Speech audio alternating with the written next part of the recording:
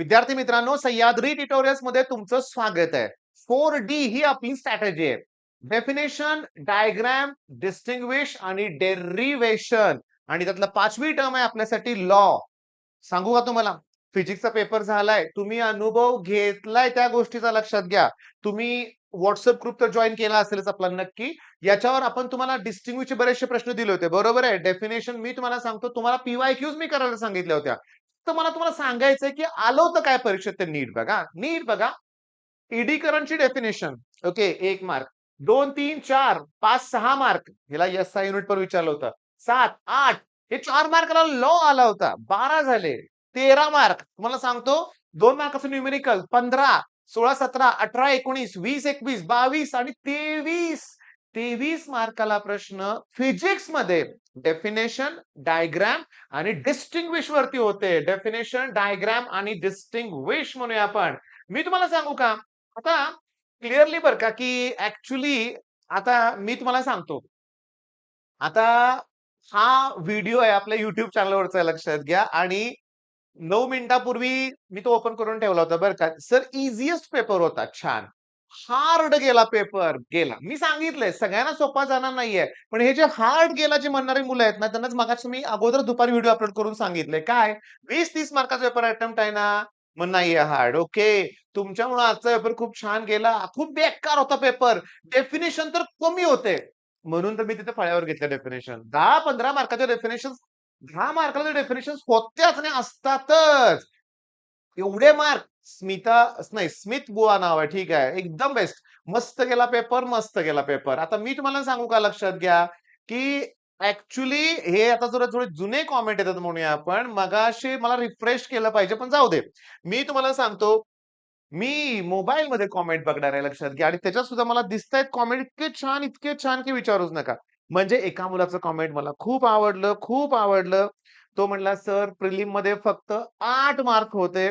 Okay, 8 mark होते आणि मी आता 30 मार्काचा अटेम्प्ट करून आलोय. मी खूप खुश आहे. तुमच्या लक्षात आलं का? खूप खुश आहे. हेच तर पाहिजे. नाहीतर 70 पैकी 50 अटेम्प्ट केलेत. 70 पैकी 50 अटेम्प्ट केलेत, पण घाबरतोय. मग असं नाही पाहिजे लक्षात घ्या. ओके. पास झालो सर. रिझल्ट मिळाला. पास झालोय. 30 मार्क पडत आहेत. पण ठीक आहे त्याच मुलाचं. सुंदर हं असं काही दिलेलं बरं का त्याचं. सगळे कॉमेंट तुमचे छान आहेत बरं का. त्यामुळं मी तुम्हाला आता हे सगळं का वाचून दाखवतोय? तुमच्यात एक कॉन्फिडन्स आला पाहिजे. करायचे तर डेफिनेशन्स. ओके. करायचे तर डेफिनेशन्स. कुठे इकडं-तिकडं प्रीमियम क्वेशनच्या मागे लागू नका. कुठे पैसे देऊ नका तुम्ही. तुम्हाला फक्त पी-वाय-क्यूज करायचे तुम्हाला फक्त पी-वाय-क्यूच करायचे आहेत. तर हे करत असताना आपली एक स्ट्रॅटेजी आहे. मी तुम्हाला क्लिअरली सांगतो स्ट्रॅटेजी आपली फिक्स आहे. डेफिनेशनची स्ट्रॅटेजी फिक्स आहे. पहिल्यांदा घ्यायचंय सोल्युशन टॉपिक. होय. मी क्रम तुम्हाला उलटा-सुलटा द्यायला लागलोय बरं का. पहिल्यांदा घ्यायचंय सोल्युशन. त्याच्यानंतर घ्यायचंय तुम्हाला थर्मो. तसं आयोनिक पण आहे बरं का. तसं आयोनिक इक्विलिब्रियम सुद्धा आहे. त्यात पण सांगतो ते ऍसिड बेस थिअरी आहेत ना, ते ऍज अ डेफिनेशन येणार. बफर सोल्युशन आहे, कॉमन आयन इफेक्ट आहे. म्हणजे ह्यातल्या डेफिनेशन सगळ्यात टफ वाटतात बरं का. एन्थाल्पीच्या डेफिनेशन तुम्हाला मी सांगू का थर्मोच्या निम्म्या डेफिनेशन तुम्ही ऑलरेडी केलेत फिजिक्समध्येच लक्षात घ्या. ओके, थोडंसं काम उरलंय. आयोनिक. तर ह्याच्यात डेफिनेशन आहेत. नंतर जायचं सॉलिड स्टेटमध्ये. सॉलिड स्टेटच्या डेफिनेशन्स करायच्या. आयसोमॉर्फिझम, पॉलिमॉर्फिझम आणि पुढच्या सगळ्याच. क्रिस्टलाइन, सॉलिड, अमॉर्फस सॉलिडचं डिस्टिंग्विश केलाय ना तुम्ही लक्षात घ्या. त्यातच डिस्टिंग्विश मध्ये तुमच्या बऱ्याचशा डेफिनेशन झाल्यात लक्षात घ्या. ओके. Solid state. आता इलेक्ट्रोकेमिस्ट्रीमध्ये काय डेफिनेशन आहेत का मला सांगा? सेल कॉन्स्टंट वगैरे काय डेफिनेशन आहेत का? बघा. ईएमएफ सेरीज आहे का बघा? आहे. कसं करायचं? कसं करायचं? मी तुम्हाला सांगतो ना. तुम्ही वायलन ऍप्लिकेशन ओपन करायचं. ओके. मी सांगतोय का ते नीट लक्ष द्या. वायलन ओपन करायचं, केमिस्ट्रीवरती जायचं, इलेक्ट्रोकेमिस्ट्रीवरती जायचं, ओळीनं प्रश्न शोधायचे. डिफाईन इलेक्ट्रोकेमिकल सेरीज मी आत्ताच बोललो होतो. युनिट ऑफ सेल कॉन्स्टंट विचारलंय. What is reference electrode? याच्या बाहेरचं what is salt bridge? What is म्हणजे डेफिनेशन लक्षात घ्या. Application of electrochemical series. पहिल्यांदा इलेक्ट्रोकेमिकल सेरीज करा. ओके. बरं आता सांगतो केमिस्ट्री आणि फिजिक्स मध्ये फरक आहे. केमिस्ट्रीमध्ये बऱ्यापैकी गेस करता येतं कारण क्वेश्चन्स कमी आहेत लक्षात घ्या. मग आता एवढे टॉपिक झाले. सॉलिड स्टेट झालं, इलेक्ट्रोकेमिस्ट्री झालं, केमिकल कायनेटिक्स. ओके.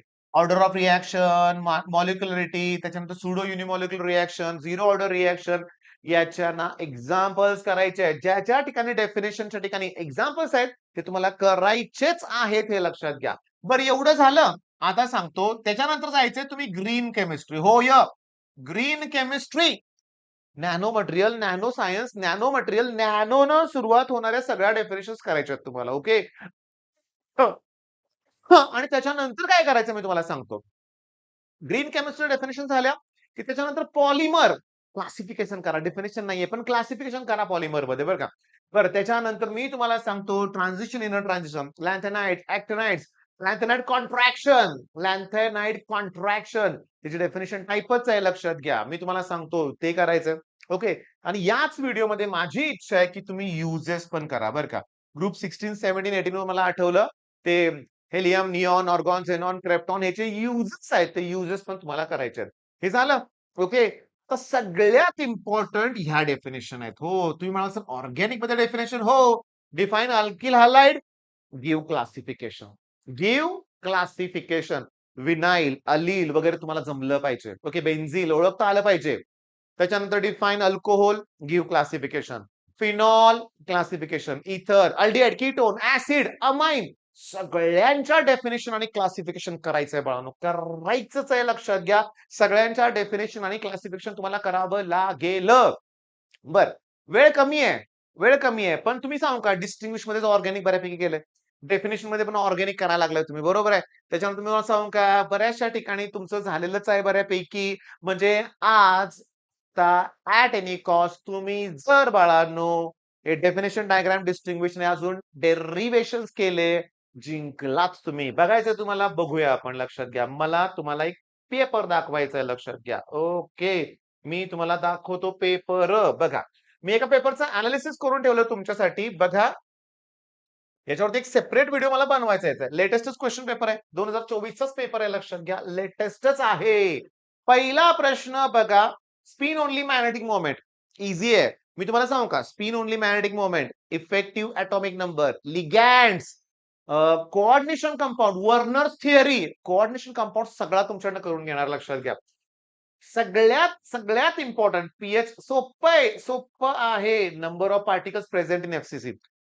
बघा, सिंपल क्युबिक मध्ये एक पार्टिकल असतो, बॉडी सेंटर मध्ये 2 असतात, एफसीसी मध्ये 4 असतात. काय अवघड आहे, पण ते पण नाही. मोनोमर विचारलंय. हा हे मला दाखवायचं होतं. बघा, डेफिनेशन नंतर जेव्हा तुम्ही क्लासिफिकेशन कराल ना, विनाइल कुठलं विचारलंय ग्रुप, हा विनाइल आहे. हा मग अलील हा आहे, लक्षात घ्या. हे बेन्झिल आहे, लक्षात घ्या. ओके, बेन्झिल नाही, हे हॅलो बेन्झिन आहे, लक्षात घ्या. बेन्झिल ग्रुप मध्ये तर CH2 असतो.